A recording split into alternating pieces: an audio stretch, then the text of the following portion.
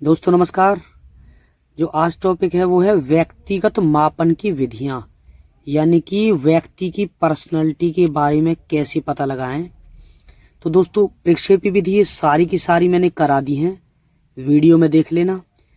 और आज हम करेंगे व्यक्तिनिष्ठ विधि, व्यक्तिगत मापन की विधियां में आज हम दोस्तों सब्जेक्टिव मेथड पढ़ेंगे। तो चलो शुरुआत करते हैं। व्यक्तिनिष्ठ विधि जिसे बोलते हैं सब्जेक्टिव मेथड। अब दोस्तों पहला क्वेश्चन बनता है व्यक्तिनिष्ठ विधि होती कौन कौन सी है। तो व्यक्तिनिष्ठ विधि है autobiography, case history, interview, questionnaire method. अगर एक लाइन में बताऊं ना आपको, तो व्यक्तिनिष्ठ विधि वो विधि होती है जिसमें व्यक्ति के अंदर के बारे में पता लगता है, इसलिए ये विधि अंत्य दर्शन पर आधारित होती है। अंत्य दर्शन, इसमें व्यक्ति के स्वयं के बारे में पता लगती है। जैसे उदाहरण के लिए my experiment with truth Mahatma Gandhi की बुक है।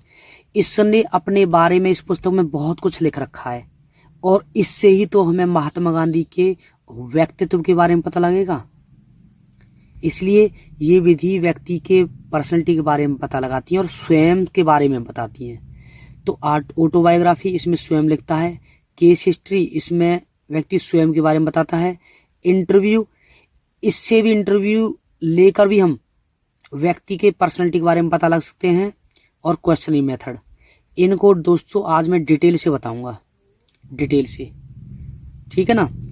तो चलो देखते हैं, पहले इसको देख लो उसके बाद डिटेल बताऊंगा इनकी एक एक करके।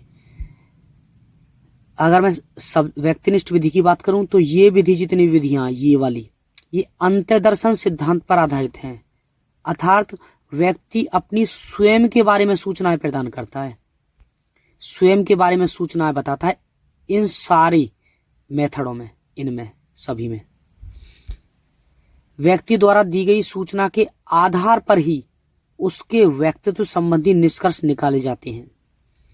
यानी कि व्यक्ति द्वारा दी गई सूचना के आधार पर, कहने का मतलब महात्मा गांधी ने अपनी ऑटोबायोग्राफी में जो जो बात बताई उनसे ही हम निष्कर्ष निकाल सकते हैं कि अच्छा आदमी था, बुरा आदमी था, ठीक ठीक था, कैसा था। नेक्स्ट लाइन देखो, व्यक्तित्व का मूल्यांकन करने के लिए यह विधि बहुत ही सरल और उपयोगी है। तो दोस्तों एक एक करके पढ़ेंगे। सबसे पहले ऑटोबायोग्राफी, दूसरा केस हिस्ट्री, और ये तो पहली है दोस्तों ऑटोबायोग्राफी। और आप जानते हो ऑटोबायोग्राफी होता है जब व्यक्ति, ऑटो का मतलब स्वयं, जब व्यक्ति अपने बारे में स्वयं लिखे किसी किताब में तो उसे बोलते हैं ऑटोबायोग्राफी। बायोग्राफी होता है जब कोई दूसरा व्यक्ति किसी और के बारे में लिखे। ऑटो का मतलब जब व्यक्ति स्वयं के बारे में लिखे। तो देखो, आत्मकथा से अभिप्राय उस लिखित सामग्री से है जो व्यक्ति अपने संबंध में लिखता है, जैसे ये है बुक।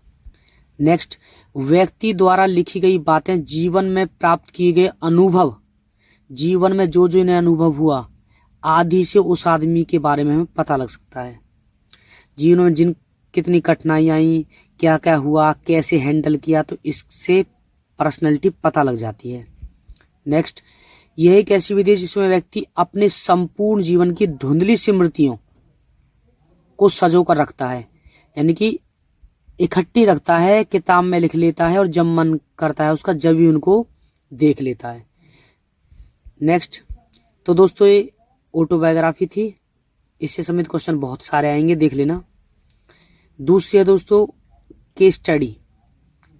केस स्टडी में होता क्या है आपको बता दूं, ऐसे ही ना केस स्टडी में बहुत सारे क्वेश्चन लिखे होते हैं, पहले लिख कर लाता है कोई। यानी कि जिन बच्चों की बीएड में ट्रेनिंग आती है उन्हें घर के लिए केस स्टडी दिया जाता है, तो उसमें कम से कम 32-33 क्वेश्चन होते हैं। और वो क्वेश्चन ऐसे होते हैं उनके मनोविज्ञान समेत कि आप किस टाइम उठते हो, किस टाइम तक पढ़ते हो, शाम के टाइम आपको दिक्कत तो नहीं आती। ये तो है दोस्तों क्वेश्चन कंपनी के। Can you give a brief description of your company, how did you first hear about our service, तो ये तो है कंपनी के। जबकि स्टूडेंट्स के होते हैं आप सुबह किस टाइम उठते हो, उसके बाद आपको मम्मी ज्यादा प्यार करती है, पापा ज्यादा प्यार करते हैं आपको, और केस स्टडी ज्यादातर अपंग जो बच्चे होते हैं ना उनसे सम्मिलित होती है कि दोनों में से कौन ज्यादा प्यार करता है। नेक्स्ट क्वेश्चन रहेगा शाम के टाइम या सुबह के टाइम कौन से टाइम अच्छा लगता है आपको। तो ऐसे बहुत से क्वेश्चन होते हैं उसमें जिसमें बच्चे की पूरी पर्सनैलिटी पता लग जाती है। ऐसे क्वेश्चन होते हैं उसमें, देखना। तो इस विधि में किसी आदमी के मनोवैज्ञानिक गुणों, मैंने बताया ना साइकोलॉजिकल जो फीचर्स हैं उनके बारे में पता लगती है कि बच्चे किसी चीज से शाम को डरता तो नहीं है। मनोसामाजिक का मतलब होता है क्या बच्चा सबके साथ उठता बैठता है, किसके साथ ज्यादा उठता बैठता है, दोस्तों के साथ है मम्मी पापा के साथ। तो इस तरीके के क्वेश्चन होते हैं जिनसे उसकी मनोसामाजिक के बारे में पता लगता है। तो इस विधि में आदमी के मनोवैज्ञानिक गुणों, मनोसामाजिक और भौतिक पर्यावरण के संदर्भ में उसके मनोवैज्ञानिक इतिहास का गहनता से अध्ययन किया जाता है। दूसरी ये है। तो क्वेश्चन है दोस्तों आए हुए जितने भी, देखना। व्यक्तिगत मापन के लिए व्यक्ति के जीवन से संबंधित सूचनाएं प्राप्त करने की उत्तम विधि कौन सी है? तो कौन सी है दोस्तों? व्यक्तिगत अध्ययन, यानी कि सब्जेक्ट। व्यक्तिगत अध्ययन विधि है जो, उसमें व्यक्ति के जीवन से संबंधित सब कुछ पता लग जाती है। नेक्स्ट, केस स्टडी विधि जो अभी बताया मैंने के संबंध में क्या सही नहीं है केस स्टडी के बारे में। तो यह एक वैज्ञानिक विधि है, बिल्कुल सही है, अभी बताया है। वैज्ञानिक या मनोवैज्ञानिक। दूसरा, यह विधि बहुत जटिल है, ये गलत है। जटिल कैसी है दोस्तों? एक पेज में 30 से 32 क्वेश्चन होते हैं, उसके साइकोलॉजिकल, उसके सामाजिक, उसके भौतिक पर्यावरण से संबंधित। यह सरल और सस्ती है। तो एक पेज आता है 10 रुपए का, 2 रुपए का, 3 रुपए का, उसमें ही क्वेश्चन लिखे होते हैं, उससे ही उस बच्चे के बारे में पता लग जाती है। तो ये सस्ती है, बिल्कुल ठीक। ये मनोवैज्ञानिक विधि है, ये भी ठीक। ये है कारणों का पता लगाकर, उसमें हम कारणों का पता लगाते हैं और फिर जब पता लग जाती है कि बच्चे को दिक्कत आ रही है पढ़ने में, तब जाके समस्याओं का निदान करते हैं। समस्याओं का निदान का मतलब कारणों का पता लगाकर समस्या को सॉल्व करना। तो दोस्तों ये गलत है दूसरा, और सभी सही है। Next, interview method. आप जानते हो, सामने बैठा कर किसी बच्चे से क्वेश्चन पूछे, इंटरव्यू लो, उससे भी उसकी पर्सनैलिटी पता लग जाती है। जैसे ये व्यक्ति, या खैर ये आपको उल्टा दिख रहा है, मान लो ये इंटरव्यू देने वाला है, तो ये क्वेश्चन पूछेंगे, ऐसे क्वेश्चन पूछेंगे जिससे इसके व्यक्तित्व के बारे में पता लगे, पर्सनैलिटी के बारे में पता लगे कि आपका मुख्य लक्ष्य क्या है, आप क्यों टीचर बनना चाहते हो, क्यों पढ़ना चाहते हो, और आप सबसे ज्यादा दोस्त कैसे बनाना चाहते हो, सबसे अच्छे दोस्त कौन से लगते हैं। तो इस तरीके से इसकी पर्सनैलिटी के बारे में आप इंटरव्यू के माध्यम से पता लगा सकते हो। अब डिटेल देखेंगे दोस्तों। किसी का साक्षात्कार इंटरव्यू लेकर भी हम उसके बारे में इंफॉर्मेशन इकट्ठी कर सकते हैं, बता रखा मैंने। इस विधि में भेंट, यानी कि इंटरव्यूअर जो इंटरव्यू लेने वाला होता है, उस व्यक्ति के आमने सामने की परिस्थिति, फेस टू फेस सिचुएशन में कुछ पूछकर उनके द्वारा दी गई प्रतिक्रियाओं, कैसी प्रतिक्रिया है, क्या रिएक्शन दे रहा है, कितनी बातों को झूठ बता रहा है, कितनी को सच बता रहा है। तो कहने का मतलब एक साइकोलॉजिस्ट भी बैठा होता है, हो सकता है इनमें कोई साइकोलॉजिस्ट भी हो जो एक्शन रिएक्शन देखे, इनके क्या क्या रिएक्शन है उत्तर देते टाइम। तो इससे भी इंटरव्यू मेथड से ही बच्चे की पर्सनैलिटी के बारे में पता लगती है। लास्ट है दोस्तों प्रश्नावली विधि। प्रश्नावली का विधि का मतलब होता है पहले से ही प्रश्न तैयार हुए होते हैं, तो प्रश्न पूछ कर भी उस व्यक्ति की पर्सनैलिटी के बारे में पता लग सकती है। जैसे इस विधि के जनक वुडवर्थ हैं, प्रश्नावली विधि के। ट्रिक लगा लेना, प्रश्न जब हम पूछ रहे हैं ना तो वुड पर बैठकर पूछ रहे हैं, वुड मीन्स डेस्क पर। ट्रिक लगा लेना, प्रश्नावली विधि, प्रश्न कहाँ पूछे जा रहे हैं, वुड पर बैठकर। तो प्रश्नावली विधि के जनक वुडवर्थ, जैसा कि नाम से पता चल रहा है कि प्रश्न पूछना। इस विधि में किसी व्यक्ति के विभिन्न पक्षों से संबंधित प्रश्नों के उत्तर पूछे जाते हैं। उदाहरण मतलब प्रश्न के प्रकार हैं जो कौन कौन से हैं। क्लोज एंडेड क्वेश्चन, बंद प्रश्न का मतलब दोस्तों हाँ या ना वाले प्रश्न। ऑब्जेक्टिव क्वेश्चन, वस्तुनिष्ठ बोलते हैं जो, जिनमें 4 ऑप्शन होते हैं। वस्तुनिष्ठ प्रश्न, मिलान वाले, तो ये सब बंद प्रश्न में आते हैं। डिटेल अभी बता दूंगा।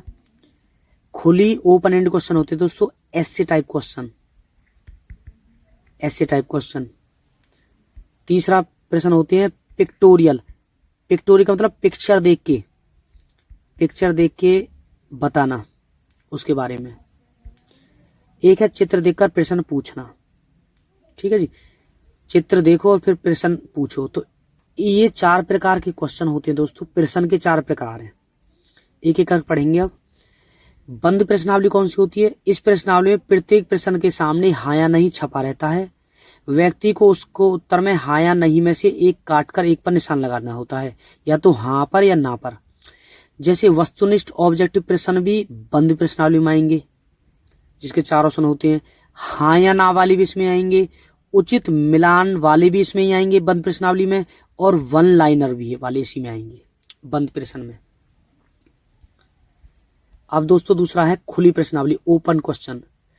प्रश्नावली में प्रत्येक प्रश्न का उत्तर पूरा और लिखकर देना पड़ता है। जैसे ऐसे टाइप क्वेश्चन है दोस्तों, ऐसे टाइप जो क्वेश्चन है उनका अगर ऐसे टाइप क्वेश्चन का आंसर दोगे तो उन्हें बोलेंगे ओपन एंडेड क्वेश्चन। और दोस्तों सृजनात्मक बच्चों के लिए बहुत अच्छे हैं, इन्हें रचनात्मक क्वेश्चन बोलते हैं। इनसे यानी कि सृजनात्मक बच्चों के लिए अगर तुम्हें पता लगा नहीं कि बच्चा कैसा सृजनात्मक है तो ओपन एंडेड क्वेश्चन सही रहेंगे। जैसे भाई कोरोना को हम देश से कैसे जल्दी खत्म कर सकते हैं, इसके ऊपर लिखो। तो हर एक बंदे का अपना अपना आइडिया होगा और तभी कोई नए विचार पैदा होंगे। इसलिए बोलते हैं सृजनात्मक या रचनात्मक उत्तर। रचनात्मक उत्तर जो मिलते हैं वो ओपन एंडेड क्वेश्चन मिलेंगे। हाँ जी, कश्मीर की समस्या है जो खत्म हुई है वो कहां तक ठीक थी, कहां तक उचित था। कोई भी समस्या भाई कहां तक उचित है, कहां तक ठीक है, तो उन्हें बोलते हैं सृजनात्मक। तो सृजनात्मक क्वेश्चन बोल दो या ओपन एंडेड क्वेश्चन बोल दो, एक ही बात है। या रचनात्मक क्वेश्चन बोल दो।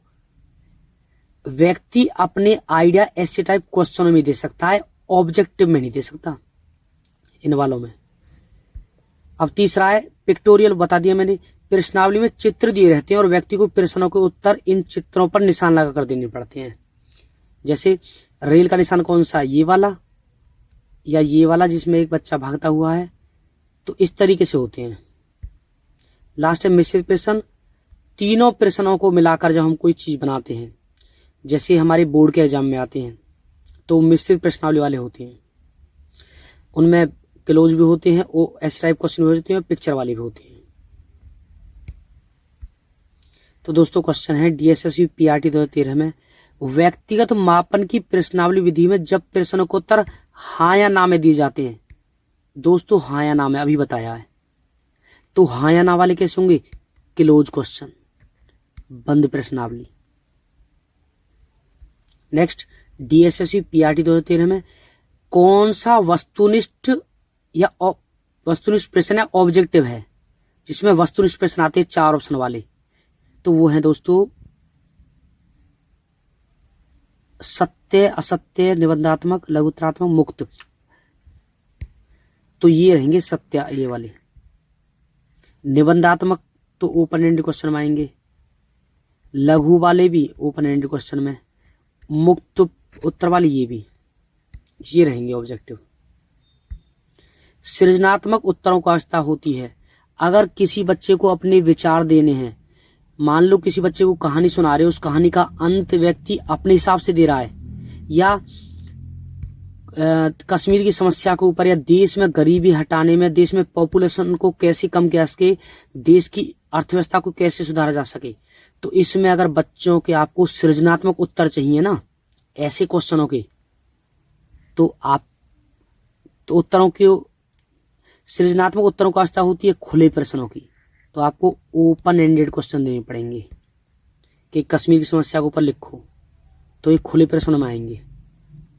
नेक्स्ट, रचनात्मक क्रिएटिव उत्तर के लिए पहचानिए, तो क्रिएटिव उत्तर देना है जिसमें रचना किसकी, जिसमें आप नए नए आइडिया क्रिएट करो अपने, तो वो भी दोस्तों ओपन एंडेड क्वेश्चन में आएंगे ऐसे टाइप में। नेक्स्ट, निम्न में से कौन सा प्रश्नावली विधि का दोष नहीं है?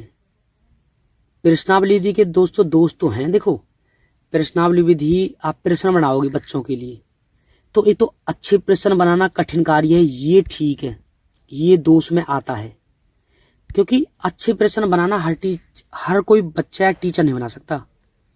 हाँ भाई, क्वेश्चन ऐसे बना लिए, हाँ भाई तुम्हें जलेबी पसंद है लड्डू, शाम को तुम कहाँ जाना घूमना पसंद करोगे, दिल्ली या वहां, तो ऐसे प्रश्नों का पर्सनैलिटी से कोई लेना देना नहीं होता, तो अच्छे प्रश्न बनाना बहुत कठिन होता है, ये दोष है प्रश्नावली विधि का। पूछा क्या है? नहीं वाला। दूसरा, इस विधि में अनेक व्यक्तियों के विचार जाने जा सकते हैं, ये दोष में नहीं आएगा, इसलिए ये आंसर। अब देखो, प्रश्नावली विधि का दोष तीसरा कौन सा है? हो सकता है कि सम्मिलित प्रश्न सुनियोजित ना हो। जिन प्रश्नों को आप पूछने जा रहे हो पर्सनैलिटी के बारे में, अब सुनियोजित का मतलब होता है जिस हिसाब से आप उससे क्वेश्चन पूछना चाह रहे हो सकता है प्रश्न रिलेटेड ना हो, मतलब बच्चे से कोई रिलेटेड ना हो, उसकी पर्सनैलिटी से समेत ना हो, ऐसा भी हो सकता है। हो सकता है लोग प्रश्नों को उत्तर देने में रुचि रखते हों। कई बार देखा गया, आपसे आपके माँ बाप से पूछा जाएगा प्रश्नों में कि आपके बच्चों को शाम को कोई समस्या आती है, आपके बच्चे को बोलने में या शाम को देखने में दिक्कत आती है, तो कुछ माँ बाप दोस्तों बता नहीं पाते, अपने बच्चे की सच्चाई को छुपाते हैं, तो हो सकता है कि लोग प्रश्नों को उत्तर देने में रुचि नहीं रखते हों, तो ये भी दोष है, ये भी दोष है, ये भी दोष है, पहला तीसरा चौथा, ये दोष है। लेकिन इस विधि में व्यक्ति के विचार जाने जा सकते हैं, ये दोष नहीं है, ये है। नेक्स्ट है, निम्न में से प्रश्नावली व्यक्तित्व परीक्षण की कौन सी विधि है? जो प्रश्नावली विधि है, तो वो प्रक्षेपी नहीं है, अप्रक्षेपी है, व्यक्तिगत भी ये है प्रॉपर, सब्जेक्ट मेथड। अभी बताया प्रश्नावली विधि सब्जेक्ट मेथड में आएगा, ये वाला प्रश्नावली विधि आएगा व्यक्तिनिष्ठ में, व्यक्तिगत या व्यक्तिनिष्ठ में। तो दोस्तों कंप्लीट है, थैंक यू।